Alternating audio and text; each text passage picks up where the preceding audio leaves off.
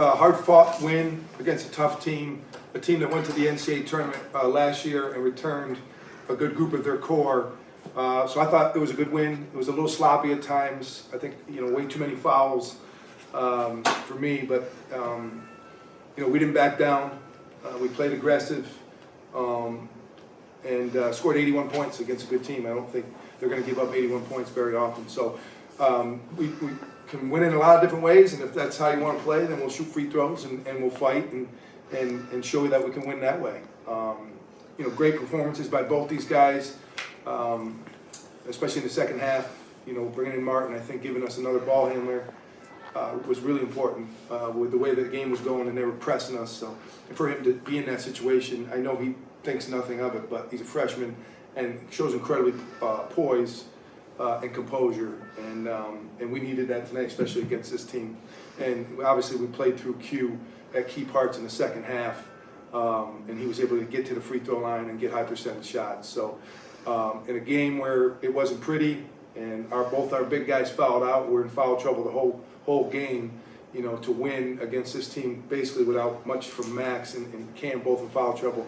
A lot of other guys stepped up, so happy about that.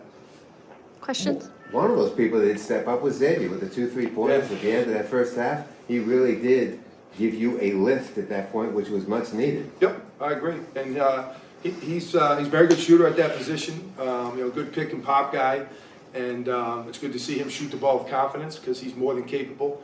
I've told Xavier in the past he's one of the most talented kids that I had that didn't really play his first year just because of how deep we were at the forward spot. So I'm happy to see him get minutes and then make the most of them. You guys lost the turnover battle again this week, or this evening.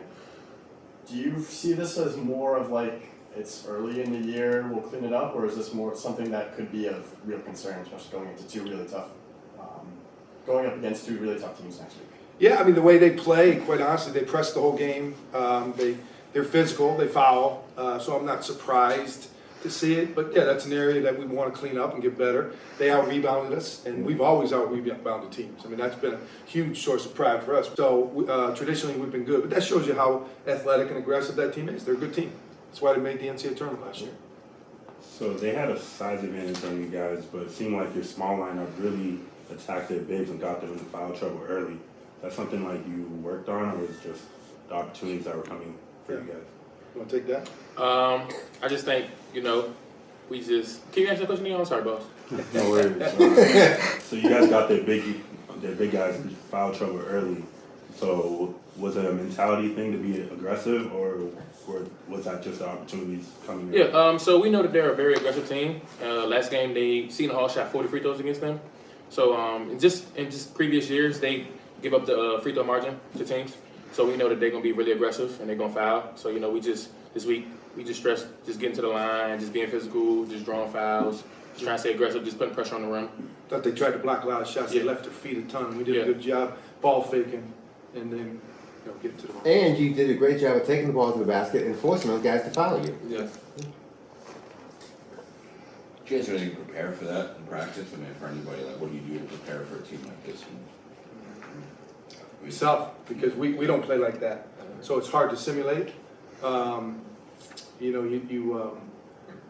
show them on film, and you work on some of the more spacing and cutting just to make sure we can get the ball open. And really, fundamentally, we've got to keep great spacing, and that's how it makes it really difficult to trap and turn teams over if you have great spacing. So we try and keep the floor spaced.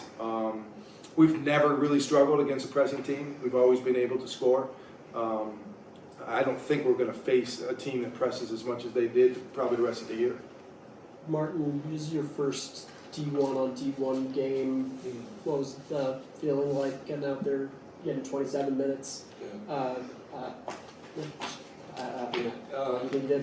It's different. It's a high level game, obviously. We got a lot of talented players. They have a lot of talented players. So it's going to be a battle. I think my teammates have prepared me the whole summer and fall to be able to be ready for another, opponent. I play against guys who are same level of competition as them every day. So it wasn't anything different. I think today, my job was just to come in and see what we were missing a little bit. And I think it was a little bit of composure, just keeping us, slowing the game down finding chop. They're real patient when they get the ball in the post. So like we're kind of exact opposites of their team. They're very aggressive. We're a little bit more composed with the ball. I think that was all we did. I just came in. It's another game, but it was tough. Quentin, I mean, you're listed as a forward. You started the 3. You play guard. You're playing big man minutes. You played like a guard. You played big man minutes tonight. I mean, you led the team in scoring 2 games in a row. How important is it to you and for the team to be like that versatile type of player? Well, I would consider myself a big guard. So, that plays a part into it. But I just do what coach need me to do. If he need me to play the 1, I play the 1. Need me to play the 5, I play the 5. No, I don't need you to play. You know what I'm saying? I'm just saying, like, whatever he need me to do, whatever my teammates need me to do, I just go out there and do it. And I try to do it to the best of my ability. Can't you just use a slash? Slash forward? Big guard. Yeah, I can put big guard. The reality is that's Left fine. wing. I mean, he plays both positions for us, Right. the guard and the forward, and we're able to, really expose mismatches with him at both those spots. And it also keeps him on the floor more to be able to be versatile and play different positions. Martin can play multiple positions, so that's the way to be on the floor more. And over the last 2 years, we've really been able to play through him at both positions. Right. At the guard spot, he's got a height advantage in the post, and at the forward spot, he can space the floor and he can go by guys. So we try and recognize that and put him in those positions when we can. But late in the game, early in the game, we just try and play and keep the flow of the offense and get everybody involved. And then we have our go-to stuff when we need to isolate. I mean, your ability to put the ball on the floor really does create interesting opportunities for not only you but for the guys they're on the floor with. Right. Sir. Is sorry. Go ahead. No, Is the offense somewhat built to Quentin in a sense? Well, tonight it looked like Yeah. that at times, Yeah. and it will. And there'll be times when it's going to be designed for Max, and there'll be times when we probably need to have a few plays for this Right. dude. Right. But that'll emerge as the season continues, and I get to see kind of how he plays and where he should be on the floor to be successful. He's earned it. So I have a bunch of plays that we use to go to him, but no, 85% of the time, it's an equal opportunity offense, and it's designed to get everybody involved and actually draw to and find open guys and let the open guy score and let the open guy help us win.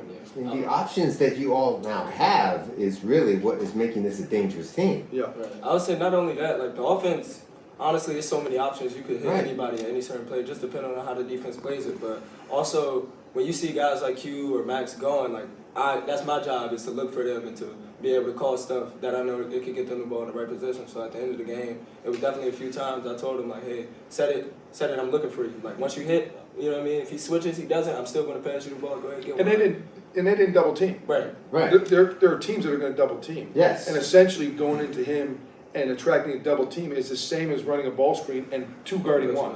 So eventually they'll start doing that, and then he kicks it out, and then everybody else gets involved. Martin, how long is it taking you to learn where to get the ball to these guys, the spots that they want to get it so they can operate? Not long at all. Like when you're with somebody every day, you see their mannerisms, you see their you know what I mean, what they do commonly on the court, and also like I work out with Q so much off the court, so like just naturally seeing where he likes, where he shoots the best percentages, all that, like looking at his stats and everything like that. So and he'll tell me, like honestly, we have that type of talk where he's just like, find me right here, all right, you know what I mean? So it's all that we talk. I have confidence in him, so I know when I give him the ball in certain positions, he's gonna hit it, and then it reciprocates the other way. So, Coach, do you feel like they didn't double team because they were in foul trouble most of the game?